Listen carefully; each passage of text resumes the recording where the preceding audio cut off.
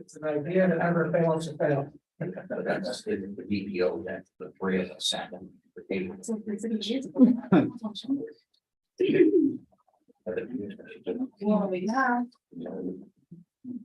I gotta take a look at whether we're gonna have a forum committee, because we've had, we are shy for now, a little bit. It's not the shyest we've been. Really? We had one meeting with one board member who showed up, Oh, Which was his last meeting. which was his last meeting, and it was his first meeting in COVID where he actually showed up. oh, Marianne should be here. Joe should be here. Mike should be here. Jeff is out. Lisbeth should be here, and Tony is out. Oh, no, that's the other committee. How about the rent committee? That was the meeting. Those were the minutes from last. One more though, and you're at one, right? No, you got two more. We need two more. Yeah.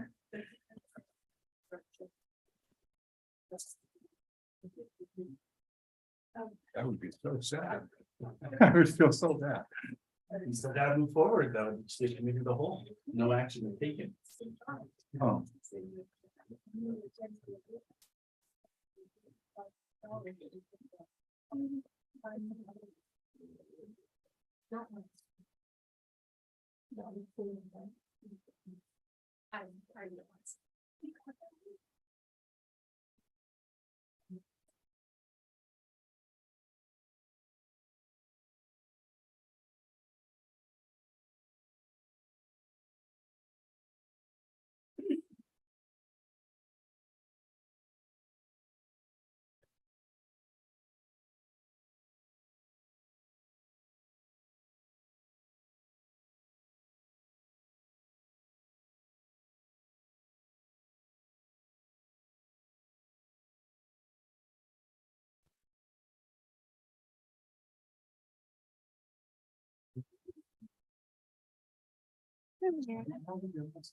she's in the audience now. Oh, my gosh. So you get to kick back. and Okay. wait for now. All right, well, thank you. We appreciate your promptness though.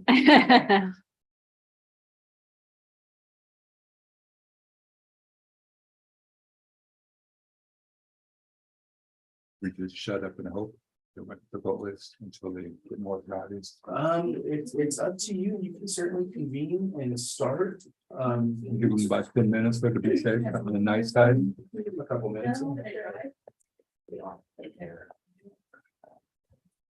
So we have Lorraine is not going to make it, Right. Okay. and Tony was going, no, Tony's not on this. No. committee. Ed? Is Ed coming? Ed has not, yeah, Ed is supposed to be here. And Ariana said she might. And Ariana said she might have an issue. Let me check, And see if I, Director Alejo is the other one. yeah. Let's see if I have any new updated messages. Nope. So, As acting chair, you can convene the meeting. The only action item you have is approving minutes. You can hold the consent calendar till the end and start with your action items, which is reviewing the administrative performance. If you'd like to get this started now. I'll give them, let's give them to 9:05. sure, I mean, you're gonna walk me through what you just said, right? Yeah, I just want to do that again. There's three. there we go. Good morning. Where we at today? You are right next to Carl. Right, next, hey, Carl's bagel. Oh, boy.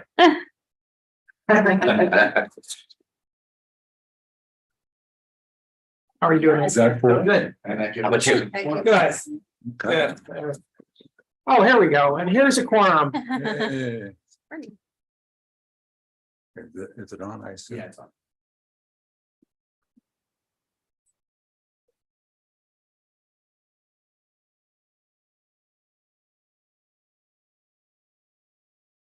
Okay, we're ready. We're going to call the meeting to order of the Monterey Salinas Transit District Board Administrative Performance Committee. Okay. Yeah, so, okay, that's the count. Okay, so let's Roll call.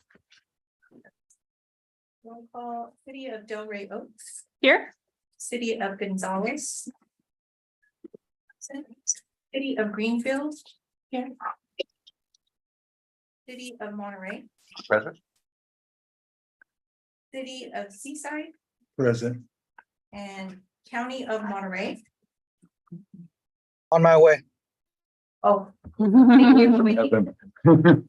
But would we say, He is currently absent. He will be presently. okay, thank you. We do have a forum for the community. Great.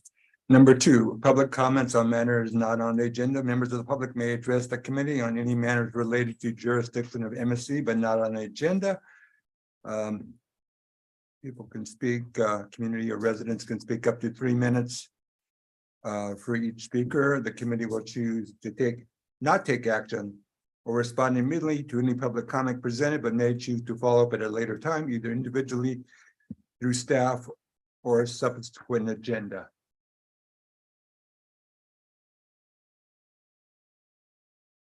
I see no public comment available And there's anybody in the, and nobody in the room. no one in the room.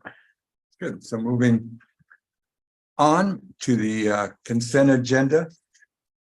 Approve the minutes of the board administrative performance on May 8th, 2023. Have any action Move to approve. or a second? Second, All in favor? aye. Aye. Aye. Great. Item 4. 4.1. Review of administrative performance. Refer to MST board agenda item. Mr. Derek, do you want to give us a Sure.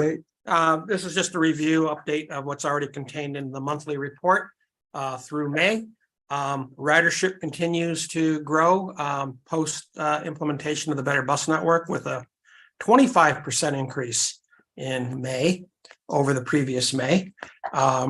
Since the implementation of the Better Bus Network in December, we've on average have had about 22% growth year over the previous year.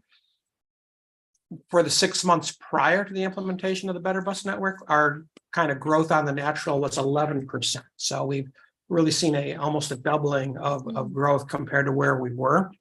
So I think that shows that we've been successful with what we're trying to do. We're not showing the statistics yet, but you'll start seeing with your September board meeting a new format for your monthly reports. We've been working with an ad hoc committee of your board consisting of Chair Velasquez, Vice Chair Carbone, and Director Barron from Carmel by the Sea. And one of the things that we're looking at in the new format is, where is ridership growing? It's one thing to have growing ridership, but did we meet the goals of the Better Bus Network in showing that ridership is having a bigger impact in disadvantaged communities than in lesser advantage or less disadvantaged communities? And we can show the preliminary data is showing we were successful there too. I think 7% of our population lives in the most disadvantaged communities as defined by the state. And we're showing over 20% of our ridership are in those communities. So you're going to be able to see not only the trends of how ridership is growing, but in what types of communities is it growing in as well. And I think we're really going to be able to show that we're meeting the goals that were set out in the Better Bus Network. Other indicators of our service, on-time performance is within indication. It is slightly lower than we were a couple of years ago, but traffic is back in case you haven't noticed. So our buses are caught up in the same traffic. Our service delivery is well above our safety as measured by miles between preventable collisions is within standard. Our dependability of our vehicles from a maintenance standpoint, miles traveled between breakdowns, is well above standard. really, our cash flow remains strong. With 11 out of the 12 months of the year now complete, our revenues are higher than we budgeted, and our expenses are lower than what we budgeted. So we anticipate finishing out reporting our June 30th fiscal year end numbers will all be pretty positive. We're going to have higher ridership. We should have some surplus that we can use to fund our capital program, and our operating statistics are within your board's adopted performance standards. So all in all, good news. And Good chair. Yeah, questions? Yes, so Carl, I love that we're having better ridership or increased ridership since the Better Bus Network. So congratulations on that. I'm just wondering how these numbers compare to pre-pandemic. I mean, I'm new on the board. Yep. The years that we're seeing are pandemic years. I'm just wondering what's the comparison? we are still at about, I'm going to say we're going to come in the year at about 60 to 70% of where we were Okay. pre-pandemic. Part of that, probably the biggest piece of that is that we no longer have a service at the Presidio of Monterey. We had a very well-utilized service on the Presidio of Monterey where we were bringing folks from off-base housing onto the Presidio and then looping around the campus there and picking up their soldiers, moving around campus. When COVID hit, they shut the base down. When they opened the base up, they said they didn't want our buses back on their base. So that frankly impacted ridership.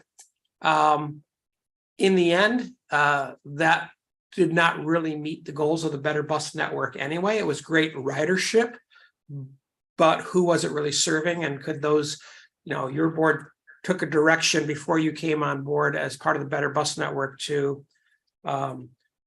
take I'll say a philosophy, a stance that our resources should be put in the most disadvantaged communities where it's needed the most, and looping around a circle on an Army base wasn't really that. So the question is, if the base were to come back and ask us to bring that service back, I would have to come back to the board and say, is this where you want your resources deployed? Do we want to, the question is who we carry, and does who we carry matter versus the quantity of what persons carry. So your board took a very clear decision that who we carry is as important, if not more important, than the actual numbers of butts in the seat. So that's where we're at. So I guess to tie a bow on it, in discussions with the board ad hoc committee, they really don't want to talk about pre-COVID anymore. Really, January 2023 is as far back as we're going to show you reports now, because that's what the Better Bus Network went into effect, and it's so different. And everything that we do, we're kind of that's year zero for us moving forward, and that was the direction that we've taken from that ad hoc committee. Thank you. Is there any other board questions? Any in the audience as such, or members of the committee? Any members online? There are no public comment online. Okay, so I guess we just, is there a motion to accept the report? So moved. Said that, so that's why I said that. No need for a motion. Okay. We're just reviewing. Okay. Item 242, update on state legislative activities, Michelle Oldemeyer and Matt Robinson. Good morning, committee members. Michelle Overmeyer, Director of Planning and Innovation. The full staff report is on page 97 of your agenda package. And on Zoom, we have our Sacramento team, Matt Robinson and Michael Pimentel, that will give you an update on things going on in Sacramento. Thank you, Michelle. Nice to join everybody this morning. Just quickly, I'd like to begin with sort of where we're at in the legislative session.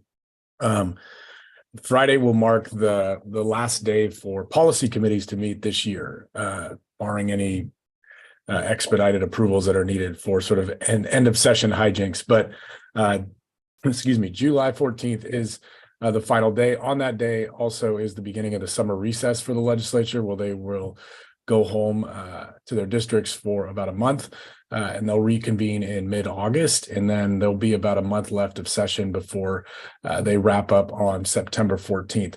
The last month of session will be roughly 2 weeks of fiscal committees. Only the appropriations committees will be meeting. They'll have their final suspense hearing. That's where all the bills that have cost impacts to the state are put on a special file, and there's one lengthy hearing towards the end of that fiscal committee deadline where those bills either move or they're held on the suspense file, and they are done for the session. And that is likely going to occur on August 31st. And then after that, we're in that 2 weeks of session, the final 2 weeks of session, I should say, where it's floor session only. And the legislature sort of has those late nights where they are scrambling to get hundreds and hundreds of bills cleared off the floors and sent downstairs to Governor Newsom for final consideration. He'll have about a month to sign any legislation that is sent to him in those final 2 weeks of session. So by mid-October, we ought to know the fate of all the bills that have been moving through the legislature this year. As far as our own bill is concerned, SB 304, that is legislation by Senator Laird that would raise the contracting limits for MST. We've done a write-up for it in your packet. That bill is actually headed to the governor already. That passed off the Senate floor last week, 40-0, and will be hopefully on the governor's desk at some point this week. And he'll have 12 days to act on that bill. And we believe that we'll be okay, and we'll secure the governor's signature in the next couple of weeks here. So we'll have a further update on that in your next report that we submit to you. I want to start to talk about some budget stuff, but I think worth noting, 2 Fridays ago, on the 30th of June, we had a new Assembly Speaker sworn in. I don't think it is a secret, but Speaker Designate Rivas was voted by the caucus earlier this year to take over the role of the Speaker on July 1st, and the formal swearing in for that happened on the 30th. And so we have the new Speaker in place who will be leading the Assembly for the next several years.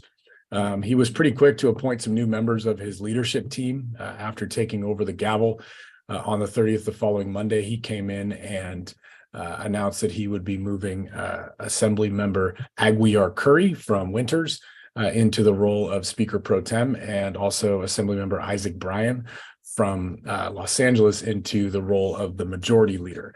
That set off a couple of other committee changes that were needed as those vacancies were created. I think the most important one, only because we just went through that committee with our sponsored legislation, is the Local Government Committee, and that's now being chaired by Assemblymember Juan Carrillo, who is from sort of Northeast LA County area. I mentioned the budget. We are waiting for the governor's final action on the budget. A number of bills were sent to him over the last couple of weeks, including amendments to the budget bill, known as a budget bill junior. There were a number of trailer bills, including a transportation trailer bill. My colleague, Michael Pimentel, will go into some details in just a moment. And then also, I'm sure you read some of this in the papers, but the governor made sort of a last minute push for infrastructure streamlining proposals. Some of the big elements of that were expedited judicial review for transportation projects, for example, changes to how the administrative record is built in a CEQA litigation, as well as some new NEPA assignment for local agencies to use through CalSTA that would allow the state to act as the approver in securing federal approvals on environmental reviews. Those were all deemed to be part of the larger budget package, and the governor was able to secure pretty much everything he expected to get out of that streamlining package. And it was announced yesterday that the governor is going to be signing that infrastructure streamlining package today. And so that will all be final by the next time that we report to you. And there are still some lingering budget bills, as I mentioned. We hope to see action on those this week as well. And to talk a little bit about the transit specific elements, you all know we've been discussing the fiscal cliff for several months with this group and with the other transit agencies in California. There were some big wins in the budget for transit. And so Michael Pimentel will touch on a few of those, and then we're happy to take any questions. Well, thank you, Matt. And folks, I'll try to be brief with this update and, of course, avail ourselves to any questions or comments that you might have. But I do want to just remark that included within the budget is significant new investment for public transit projects and operations. Included within the budget agreement that was reached between Governor Newsom and the legislature is $5.1 billion in funding for, again, capital and operations. I want to unpack that a bit in acknowledging that the $5 billion, $5.1 billion is comprised of $4 billion for a new form of the Transit and Intercity Rail Capital Program. MST was a beneficiary of the last round of TIRCP investments. The program that is being stood up with this $4 billion actually is non-competitive and flows to the regions, in your case, TAMC, for suballocation to its operators. And so over the next few years, you'll find that MST is going to get a share of that money that flows to the region. We estimate that of the $4 billion total over those 2 years, MST is likely to receive something on the order of $40 million. And that is to be used for capital purposes. Now, the remaining balance of that $5.1 billion originates from a new program. It's called the Zero Emission Transit Capital Program, intended to support agencies in their transition to zero emission technologies. We know, of course, that MST has a fairly aggressive schedule for transitioning to ZE buses. The monies that are made available through this program will be used for purchasing vehicles, but also for supporting infrastructure build out. Of that $1.1 billion, we estimate that your region will be receiving on the order of about $8 million. And that would be spread over 4 years. Now, one of the things I want to highlight is, as I've acknowledged, money is available for capital and operations. We've got 2 programs that are ostensibly, and I would say primarily, focused on investing in capital projects. However, the legislature, in bringing that money online, and specifically with an eye toward addressing the fiscal cliff that's faced by agencies across the state, has also authorized regions to flex all of that money that I just discussed, that $5.1 million, toward addressing operational shortfalls and preserving service. And so we have a program, or I should say programs, that are flexible across purposes, but the highest and I would say first priority for those investments, as is dictated by the structure of the program, is on capital. Now, the thing that I do want to, of course, acknowledge is that this money does come with new requirements in terms of accountability, in terms of oversight by the state for accessing these dollars. The regions, and in your case, again, TAMC, would be charged with developing new financial plans informed by the operators in your region, to then speak to how your region will ensure that as investments are moving forward, that there are the resources that are necessary to continue to preserve service. And it really is an approach designed to make sure that there is a fair balance between capital and operational investments that flow from this $5.1 billion package. Now, of course, a lot more details are included in our 1 staff report, and then 2 in the budget. And so I'll just maybe pause there and invite any comments or feedback from the committee members. Any committee members with questions? No. Anybody in the audience? No. Good. So we can move on, I think. Update on federal legislative activities, Carl? We have our representative in Washington, D.C., Mr. Don Gilchrist, on video here. And he can give us an update of what's happening there. Don. Thank you very much. Good morning, everyone. I'm going to see if I can, okay, I'm hoping to share a PowerPoint slide, but just in general, where we're at with DC is Congress is coming back after the Independence Day break, and they're going to work throughout July. So for about 3 weeks, we're going to see a lot of feverish activity on a number of fronts before they break for the August recess, which is a very long recess that they traditionally have wanted to take. Last couple of years, some crisis type legislation did encroach on August, but this year I think they're going to be able to take a long break. So that means they need to get a lot done in July, especially on appropriations. And that's our focus for the most part for MST. During June, the House and Senate Appropriations Committees began to mark up their bills, the 12 different annual appropriations bills, and that's continuing in July. The House has done 6 of the 12, and they're probably going to finish marking up most of them at the committee level during July, and they'll want to bring as many of them to the floor as they can for a vote to show progress on the appropriations front. The Senate's a little slower, but they are actually holding markups this year, which they haven't done for 2 years. That's interesting that in the Senate, you have to have bipartisan support in order to move bills forward. And so they haven't even tried to do them at the committee level for 2 years. So it is interesting to see, at least in the Senate, Republicans and Democrats are coming together to pass these bills. In the House, as is very typical, it's a little more partisan. There's a significant wrinkle in the House process that's introducing quite a bit of uncertainty, and that's because there's an ongoing leadership crisis. Speaker McCarthy has a very tenuous hold on leadership because of the lack of support that he has from members on the far right of his Republican conference. And some of those members were very unhappy with how the debt limit package went down. That was the legislation that was enacted at the beginning of June. They didn't support it, and they are very concerned that it doesn't go far enough in terms of restraining federal spending. They're continuing to press that matter, and they've been able to force Republican leadership to move in their direction because they were withholding support for key procedural votes. And so this was a rebellion at the beginning of June that the speaker was able to bring under control by moving in their direction. And so the House bills will have significant cuts in them as they're moving forward. And the Senate bills will not. The Senate bills are essentially going to have level funding, more or less. And so this is the plan for the short term.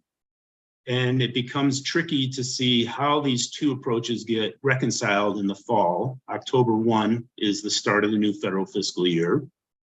And around that time, we'll be trying to merge the House approach with the Senate approach and come up with a final version that can get signed into law for these 12 bills.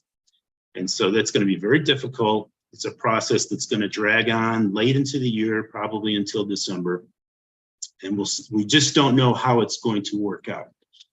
The House is trying to finesse some of these issues by using rescissions to mask some of their spending cuts.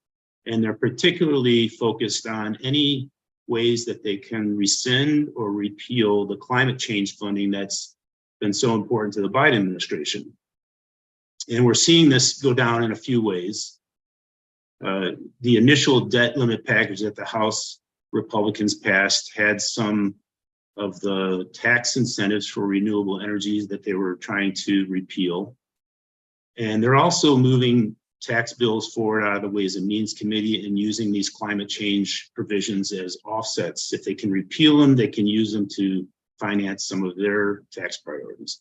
And so this is certainly going to show up in the appropriations process when they're drafting the funding bills. We've already seen it in a few places. We're keeping a close eye on that to see how it might impact the transportation appropriations. So of the 12 bills, the Transportation, Housing, and Urban Development Bill is the one that's most important to you. There's a number of issues that we're working on in there. And the first is just to make sure that your formula programs, which provide you funding from FTA, are not threatened. But we're also working for funding through a couple of key programs, the Bus and Bus Facilities Program, and also the Capital Investment Grants Program. And we're working to prioritize our lobbying on these two programs, getting a lot of good support from Representative Panetta, Representative Lofgren, also our two senators are very supportive. So moving forward, those are things that we'll be focused on. as we see, hopefully, this bill drafted at the committee level in the House during July and maybe also in the Senate committee. Senator Padilla is supporting congressionally directed spending for one of your projects. He requested $3.8 million from the committee for the MST hydrogen facilities prep program. And we'll see if there's any progress on that when the Senate Appropriations Committee drafts the transportation funding bill, hopefully in July. But apart from that, we want to make sure that any of these rescissions that might be happening in the House don't threaten the bipartisan infrastructure funding that was enacted 2 years ago. It's unclear if they're going to be going after that. We will know in the next week or two. I think it will be protected to some extent, but they're a little bit in a aggressive mode. So it'll be interesting to see if that gets in their crosshairs. And at the end of the day, the most important thing is to get a full year bill so that the money can flow from FTA to MST. We don't want to see a long-term continuing resolution. It's with so many things in motion and so many points of contention, it's really hard to see if that's how that's going to shake out. So that'll be something that will become much more important towards the end of the year when they get into the end game. So I'll pause there and see if I can respond to any questions you have about what's going on the federal level. Is there any question by board members? Seeing none in the audience as such? None? Okay. I think everybody appreciates your time and comments. And I think we'll just move on. Thank you so much. Thank you, Chair. Great to see everybody. Okay. Item 5, I believe there's no closed session items. So item 6 says adjourned. So we adjourned. See you in a half an hour. There's drinks and high protein donuts. Pancakes and eggs, like bacon being served. Oh, yeah, that's right.